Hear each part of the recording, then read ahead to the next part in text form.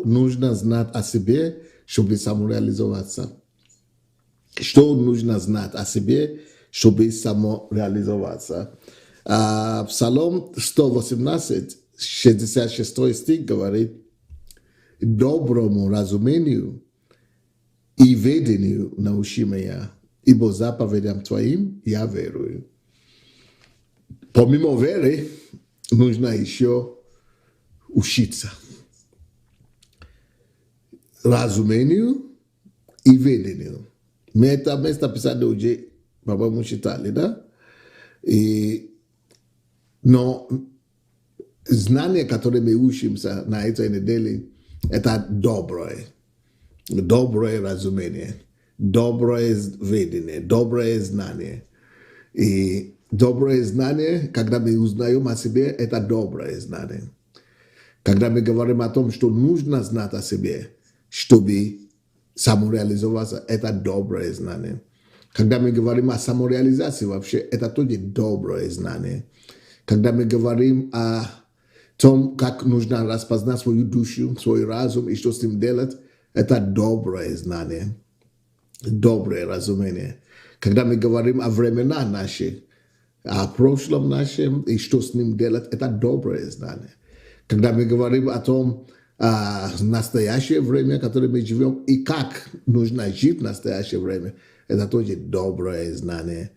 И сегодня будем говорить о том, как жить на будущее, как сейчас, живя, уже подготовиться к будущему, как лучше, наилучшим образом подготовиться к завтрашнему дню, к будущему времени. Помните, мы говорили вчера о том, что времена у нас 3, да? Всем известно. И прошлое время, настоящее и будущее. Вчера мы остановились на настоящее время. И сегодня мы продолжим о том, говорить вам, о том, что нужно знать о себе. Теперь нужно знать о том, как подготовиться к будущему. И вообще о будущем своем надо знать. А реально ли это? Возможно ли это вообще, чтобы знать свое будущее, планы того, чтобы подготовиться к нему? Да, это даже очень реально. Но мало кто об этом задумывается. Мы в основном спим, просыпаемся, ходим на работу, суетимся, и некогда подготовиться к будущему, некогда думать о будущем. Поэтому сегодня мы об этом попытаемся говорить. Я уже вам говорил о том, как использовать свое прошлое, свое настоящее. И теперь мы будем говорить о будущем. Все, что мы делаем сегодня, должно быть сделано осознанно, зная, что еще будет завтра. А завтра, который будет, надо сделать это дело сегодня, чтобы это завтра было достойное. Итак, когда речь идет о будущем, важно знать, что это будущее можно построить, как я уже говорил вчера чуть-чуть, через воображение. Сегодняшний день мы можем воображать и представить себе через 10 лет, через 20 лет, через 30 лет, если вы еще молодой, через 40, через 50, и вообразить себя в разуме, в духе, как я бы хотел выглядеть 60 лет, 70 лет, что, как я бы хотел жить 60 лет, 70 лет, 50 лет, что я бы хотел, чтобы было в моей жизни. 50 лет, 60 лет, 70 лет, 80 лет, 90 лет.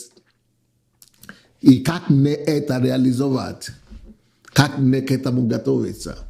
Для этого нужна работа мозга, дорогие. Работа разума. Нужно размышление. Нужно, если хотите, плохое слово для христиан, мы это слово не используем. No jeste хотите možda dađe ispoznava slova meditacija. To jest, no, не так, как Восток делает, а то, что надо размышлять, надо думать, надо воображение лучше. Нужно воображать, а это тоже труд, это умственный труд. Воображать себе, как вот ответы на эти вопросы, которые я только что задал.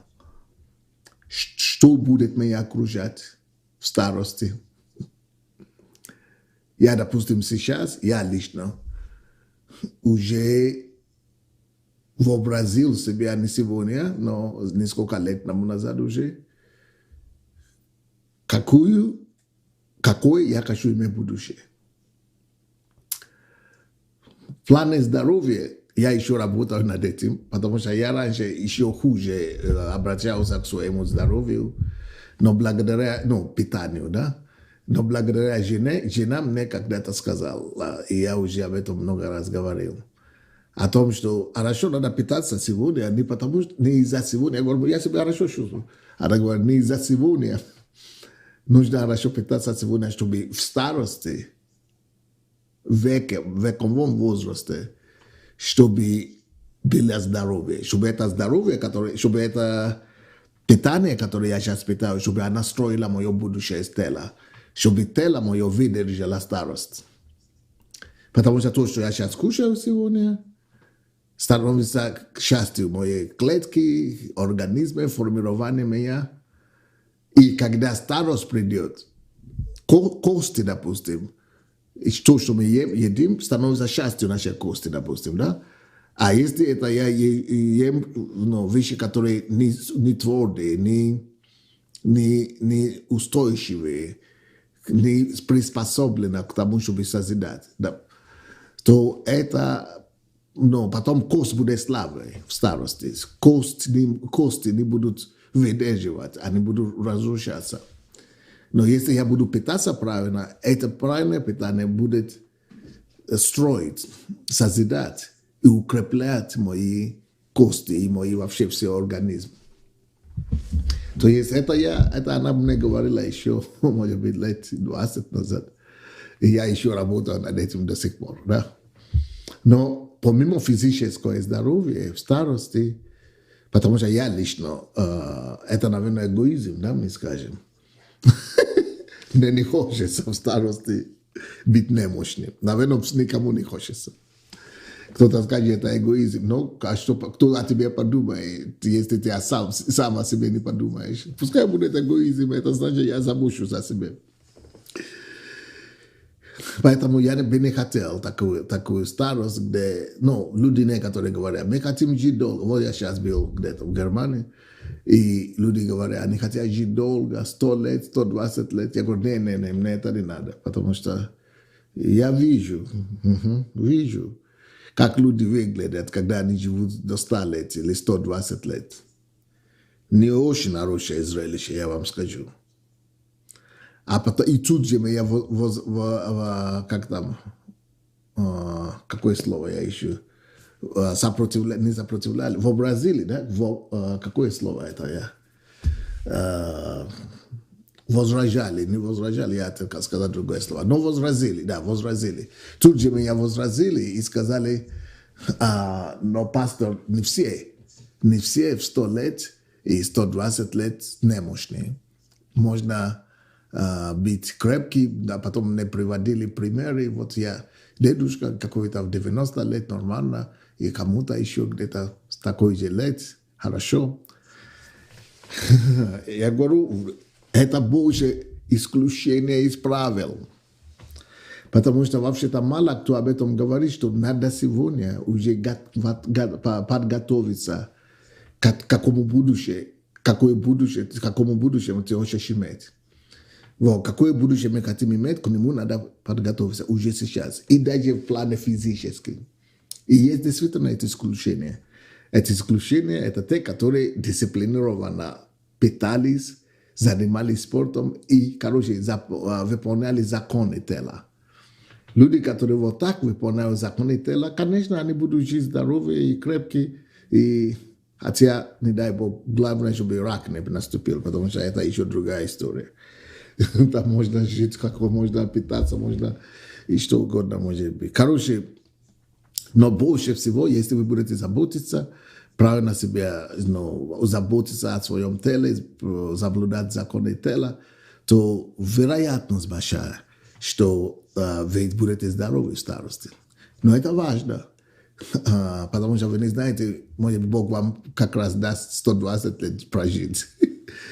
Если вы не хотите быть лежащим в это время, надо уже сейчас начинать думать о том, и как мы питаемся. Да?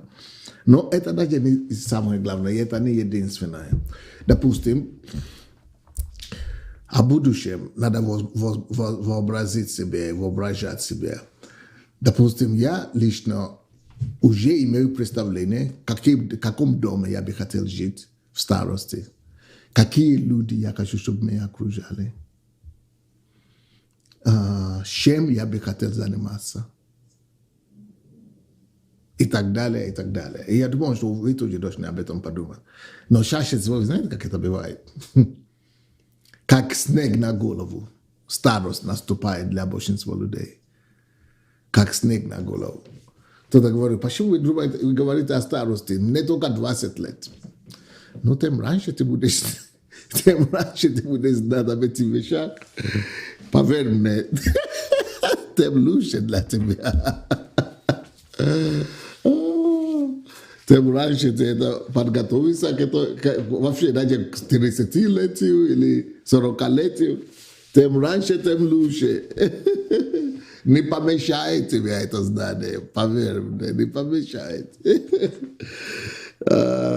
Значит, старость, мы должны себя, я говорю через воображение, да? Но какой принцип должен стоять за этим воображением? Принцип такой. Эта старость, моя старость, которую я себе готовлю, которую я хотел бы иметь, должна быть такая старость. Ну, почему я говорю старость? Будущее, давайте будем так. Будущее, это я о себе. Старость. Мне уже 60 лет скоро будет. Короче, то есть шестой десяток. Но не о старости речи, давайте понимаем. Какой вы хотели иметь завтра, будущее, неважно, в любом возрасте. Вот какой самый главный принцип в этом плане? И самый главный принцип, когда вы начинаете думать, воображать себе, рисовать, эскизы, составлять о своем будущем, вот самый главный принцип, послушайте, этот принцип вот такой. Вот то будущее, которое вы себе воображаете, оно должно быть способно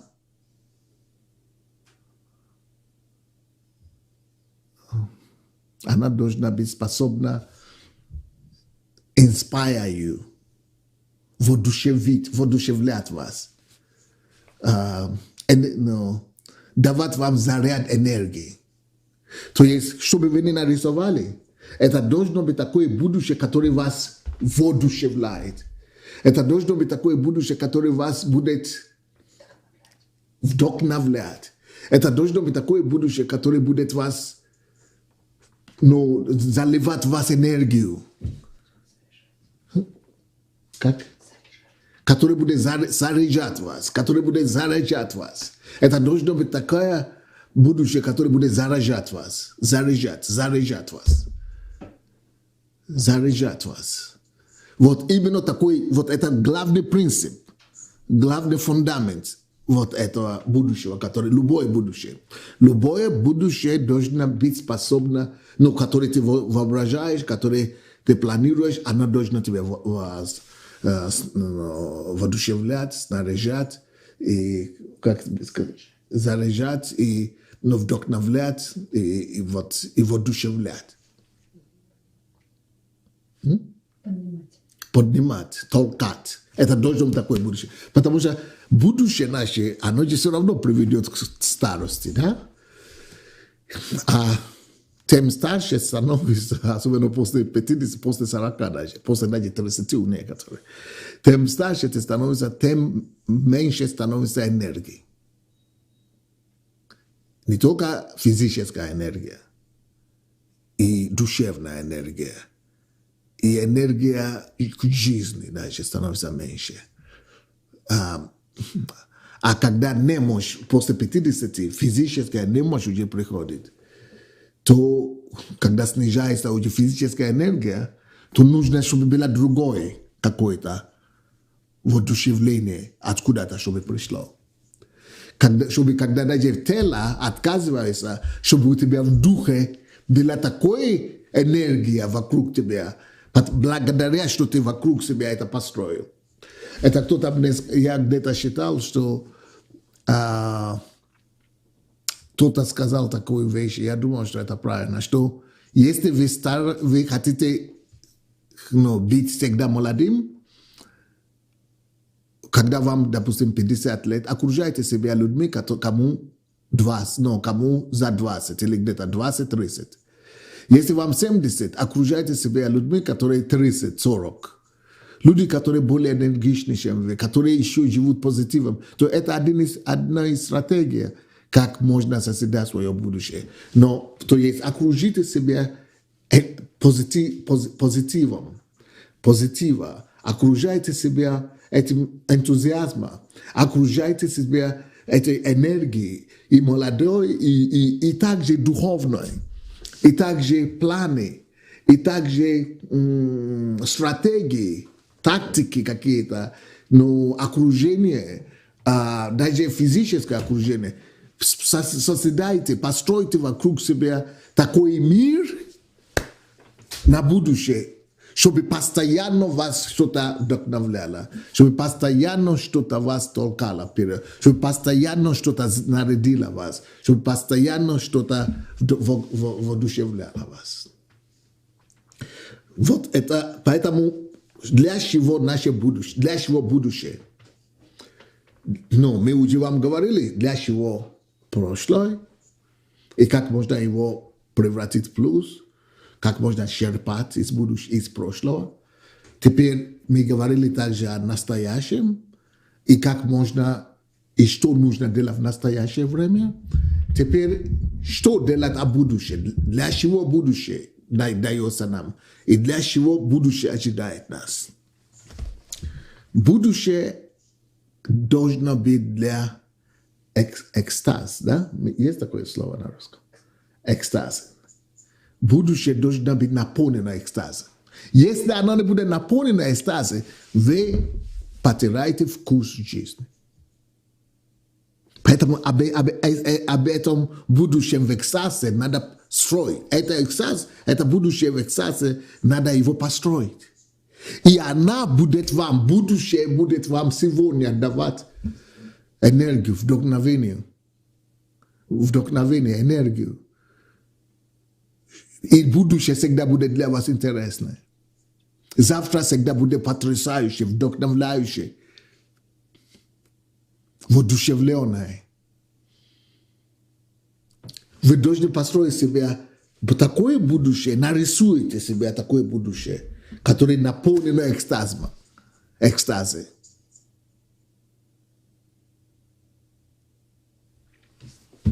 Следующее.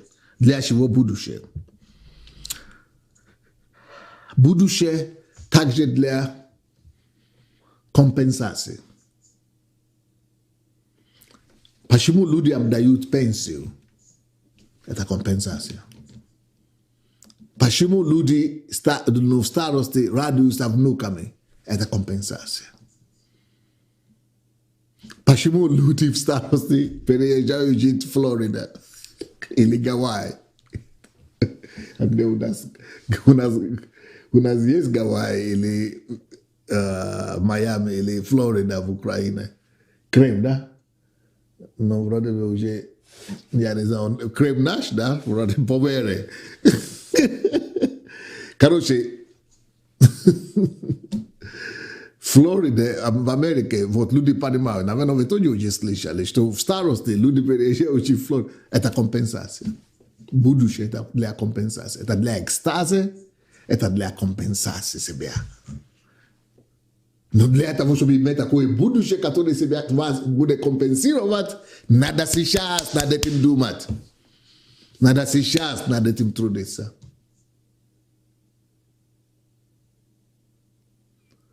Вы, наверное, слышали, что в Америке, в этой Флориде, когда люди туда приезжают, что у них и дома есть, и машины есть, и сами за рулем ездят в 90 лет. Потому что вот люди, которые спланировали на свое будущее. Наверное, вы тоже слышали о страховом полюсе, да? Страховом полюсе. Есть такое понятие. Здесь у нас в Украине только 3%, 1 или 3% людей пользуются страховкой, застраховано. Потому что будущее, нам некогда думать о будущем. Вы что, какое будущее? 3%. Позже 30% уже. Тоже были как мы, но уже 30%. А на Западе вообще 90%. Так 99%. Это столько людей живут и думают, и готовятся к будущему. У них страховка на здоровье, у них страховка на смерть, у них страховка на аварию, у них страховка на еще что-то. И, конечно, проблема наша тоже еще в том, что... Но это больше даже не в том, что денег нету, как чтобы купить страховку. А проблема в том, что мышление, мы не думаем о будущем. Не настолько. Конечно, есть люди в нашей стране, которые думают о будущем, когда умрут. И вот мне рассказывали о такой истории, что мама одной нашей сестры, она даже купила себе платье. Пошила себе это платье, чтобы дети не беспокоились, когда она умрет. То, по-моему, она даже накопила деньги на похороны и на гроб. То есть это тоже хотя бы так. То есть для меня это был хороший пример, я думаю, потрясающий. Потому что мало кто так думает. А на Западе в страховке как раз это все учтено. Что когда ты умрешь за смерть, и твоя семья получает очень много денег, и эти деньги потом идут на твои похороны. И не только на твои похороны, потом на родственники еще остается. То есть тебе не надо по всем братьям и сестрам ходить, чтобы кто-то вам помог купить платье на похороны или как там, или гроб на похороны. А если бы был страховой полис, это все было бы закрыто вообще. Все, что нужно для похорона. Еще и остается для всех детей, внуков и родственников.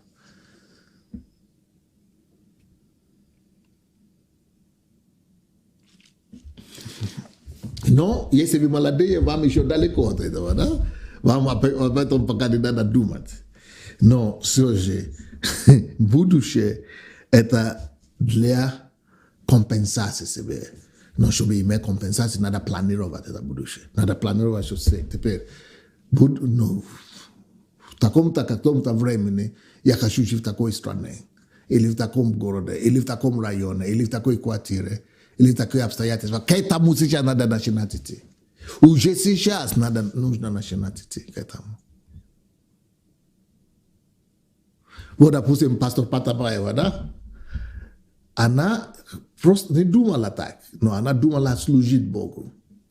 Но сейчас, когда я ее слышу, я просто вижу, как она балдеет, можно так сказать, балдеет от этой Германии. Не только от того, что у нее служение там идет, но она увидела, что это Божья компенсация для нее. Она просто полюбила эту страну, и она даже не может перенести уже что-то ниже или хуже. Хотя она хотела в Израиль поехать, но Бог ее перенаправил в Германию. И я вижу, как она, мы ездим с ней в машине, и она смотрит, и она видит, и я тоже вижу эту всю красоту, и то есть нужно такие вещи планировать, что хотелось бы жить, вот, моя старость должна быть такая. Или мое будущее должно быть славное такое. Даже если мы не можем все переехать в какую-то другую страну, то мы можем хотя бы свою квартиру планировать. Или свое окружение планировать. Но план должен войти, что это будущее ваше, туда должен входить экстаз. ekstasa. Tudo должно входить компенсации. Система компенсации. А это об этом надо уже сейчас думать. К сожалению, мы систему компенсации часто, особенно в Африке, откуда я, мы компенсацию часто видим в детях. В детях, в внуках, что мы дадим образование детям. И, наверное, тоже у нас такое есть. Люди рожают детей, чтобы стакан в старости, чтобы было кому стакан подать, да? Чтобы было то подать стакан в старости. То есть похоже, да? Это тоже система компенсации. Но в реальности, как бывает, мы не контролируем эти детей уже. Все. Ты народила, даже иногда люди есть, которые рожают по 5 детей, по 4 детей, по 6 детей, 8, 9. А потом в старости каждый живет своей жизнью. Это страшно. Поэтому это ненадежная компенсация. И это ненадежный план на будущее. А некоторые тоже у нас тут часто говорят, я не хочу быть одной, особенно к старости, я хочу, чтобы кто-то был возле меня. Genius. Чтобы только не быть одной или в старости. Потом с этим человеком конфликты, разногласия. Короче, человек начинает устраивать себе, сам себе ад здесь на земле. Это тоже ненадежная компенсация. Это ненадежная, ненастойчивая система страховки. Компенсации себе. Дети тоже, на них нельзя полагаться. А то некоторые дети еще от вас будут тянуть. Вы что-то запланировали себе на будущее, понимаете? И это все достается не после смерти вашей им. А уже живя, что вы сами уже в загробной жизни идете уже не в счастье и не в радости. Так что будущее ваше, когда вы будете думать, планировать, какое я бы хотел иметь его, должно быть наполнено экстазой, счастье, энергии, вдохновение, воодушевление. Оно должно быть, система, должна быть какая-то система компенсации. Допустим, то же самое через страховки, или через пенсии, или через сбережения, или через переезда в другое место, поменять квартиру, поменять обстановку, взять к себе жить внука или кого-то, кто будет тебе помогать. Допустим, я в Америке был, и я видел там одного родственника.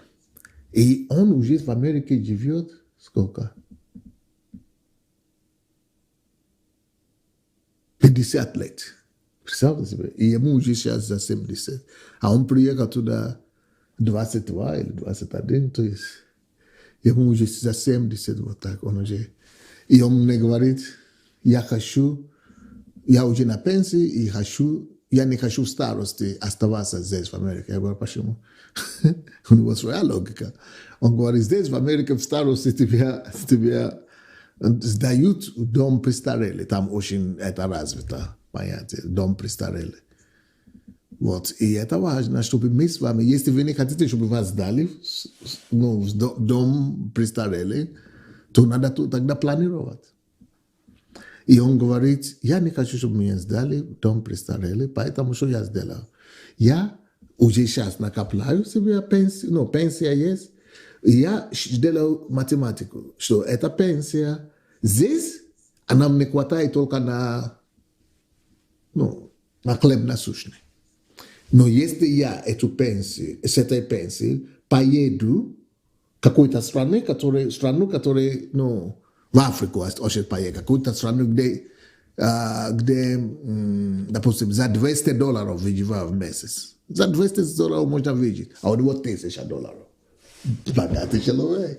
Короче, у него есть планы, что за это он себя сначала сюда накопит на машину, он сейчас хочет построить дом там и переехать туда. И что он планирует делать? У меня будет пенсия такая, я в Африке живу, я возьму к себе, а там есть очень много вот такие всегда бедные семьи и родственники, которые хотят, чтобы ты собрал их детей. Ну, если ты будешь помогать, даже кормить будешь много их. Их дети, родственники будут с тобой жить. И они о тебе будут заботиться. То есть и таким образом он может взять себе водителя, взять себе родственников, помогать им в школу ходить, и они будут убирать дом, будут за ним заботиться и так далее. Классное, как это, предвидение, или как это, прозорливость, или как там сказать. То есть, он видит, он думает о будущем. А у нас пора, где-то я слышу, что это даже как-то неудобно людям планировать о смерти, о старости. Нет, надо. А если вы молодой, то вам надо планировать свое будущее вокруг своего видения, своей цели. И эта цель должна вдохновлять вас. Это видение должно заражать вас. Эта цель должна давать вам энтузиазм, энергию, толкать вас вперед. Она должна быть наполнена экстазом. И она должна быть также в него нужно внедрять систему компенсации для себя. Мой пассивный доход, сбережение, инвестиции каким-то образом. Планируйте будущее таким образом.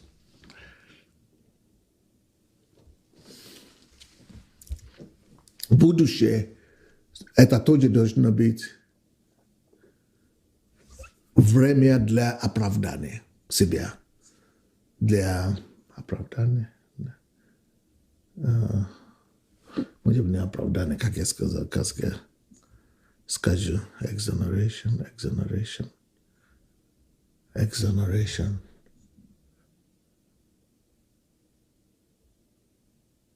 То есть, короче, свое будущее надо планировать, чтобы себя освободить от тяжести вины. Особенно старость.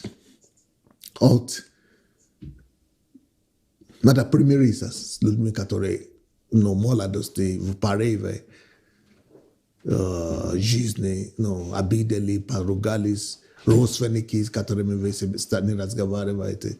Но есть, может быть, неоправданное. Как это сказать? Какое слово? Надо себя освободить, короче, потому что вам уже надо готовиться к вечности. Надо готовиться встретиться с судом Божьим. Поэтому надо сейчас в старости начинать приводить себя в порядок духовно. Даже у кого-то просить прощения. Даже если вы не виноваты. Надо освободить себя от лишней груз и от лишней тяжести. Особенно взаимоотношения, родственные связи, родственниками, друзьями, членами семьи. И быть в мире со всеми людьми. Быть в мире со всеми людьми.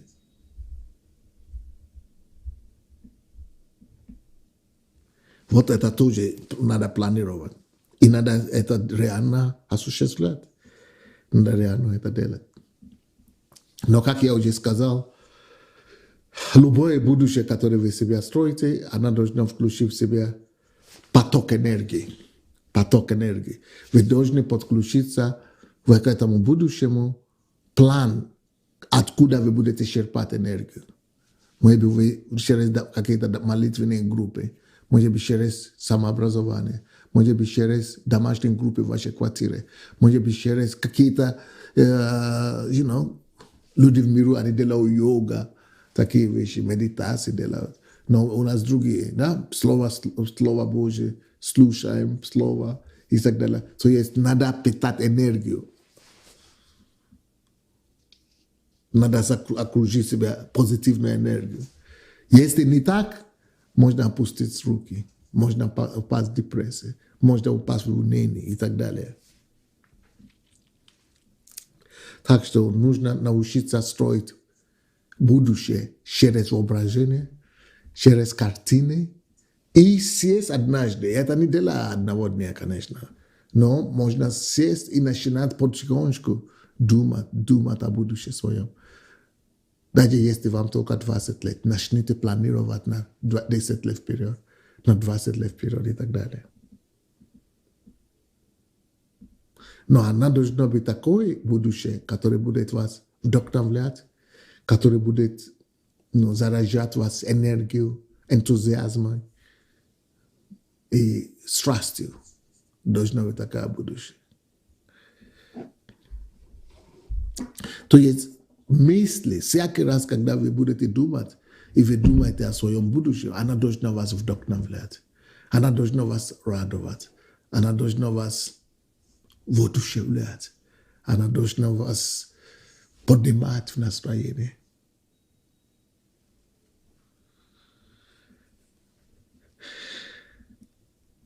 Еще что делает для нас будущее, что нам дает планы, такие планы на будущее, что нам еще дает. Будущее дает нам вот планы на будущее, чертежи на будущее, дают нам исцеление от прошлого. Твое будущее, если оно будет планировано хорошо, если оно будет выстроено хорошо, она исцелит ваши все молодые годы, раны, травмы. Она сможет реструктурировать, ремонтировать вас, ваше будущее. И надо его так построить, чтобы она вас могла вылечить от боли, раны прошлого. Но главное, она должна вдохновлять вас к жизни, к активности, к служению Богу и людям.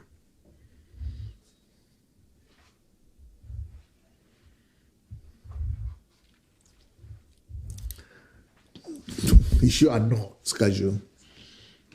Ваше будущее, картина вашего будущего должна быть наполнена надеждой, позитивом на будущее, надеждой.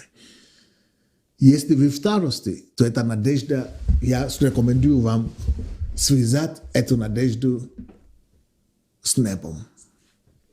Я не знаю, небо меня вдохновляет. Во-первых, потому что я знаю, что мы не умираем, никто не умрет. Просто вот шаг, и мы уже там. А там все прекрасное. Я лично думал, что это непростительно ни для кого умереть, не зная, куда он идет и что там вообще будет. Но у нас в культуре как? Нельзя о смерти говорить. Нельзя говорить о смерти, тем более готовиться. Если вы не будете к нему готовиться, тогда это будущее будет вас пугать. Это будущее не будет вас вдохновлять, она будет вас пугать. Она будет как черная дыра от неизвестности, что там будет. А я имею абсолютное представление, что будет после смерти для меня. У меня четкое представление. И не только для себя, а для вас тоже. Надо просто изучить эту тему. Надо понять, что смерть – это одно из самых потрясающих чувств, переживания, которые может только быть. Смерть – это самый лучший экстаз. Смерть – это самый лучший энтузиазм. Смерть, если вы будете иметь понятие, правильное понятие о смерти, ничто больше вас не будет вдохновлять. Ничто на земле не сможет вас вдохновлять, как смерть. Потому что смерть – это ворота. Это ворот, через которые вы переходите в славнейшую жизнь. Славнейшую жизнь, которая просто и в мечтах нельзя воображать себя. Так что знание о смерти, познание о смерти, изучение о смерти, подготовка к смерти – это есть одна из форм подготовки к будущему.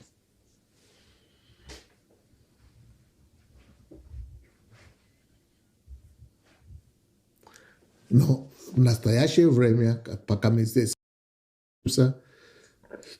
надо начать это будущее, инвестировать в это будущее, планировать это будущее, воображать это будущее, нарисовать эскизы этого будущего. Я счастлив, что мы с вами говорим на таких темах. Это уже другое христианство. Это уже христианство практическое.